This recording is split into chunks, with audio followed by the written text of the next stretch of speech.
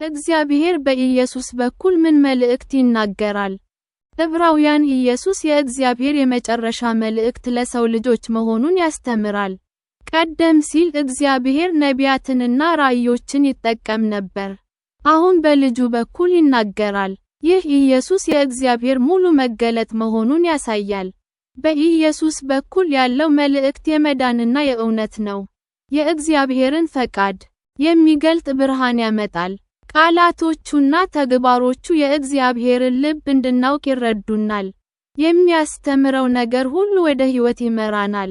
ኢየሱስ ራሱን ለኃጢአታችን በማቅረብ የእግዚአብሔርን ፍቅር ያሳያል። ዕብራውያን በመስቀል ላይ ያደረገው ሥራ የእግዚአብሔርን ምሕረት እንደሚገልጽ ይጠቁማሉ። መልእክቱ የሚነገር ብቻ ሳይሆን የሚገለጥም ነው። በእርሱ በኩል የእግዚአብሔርን ጸጋ በተግባር እናያለን። ኢየሱስም የተስፋና የሥልጣን መልእክት ያመጣል። ከሰማይ በኃይል ይነግሣል። መልእክቱ ለአማኞች እምነትን ያመጣል። በእርሱ በኩል እግዚአብሔር በግልጽ፣ በፍቅር እና ሙሉ በሙሉ ይናገራል።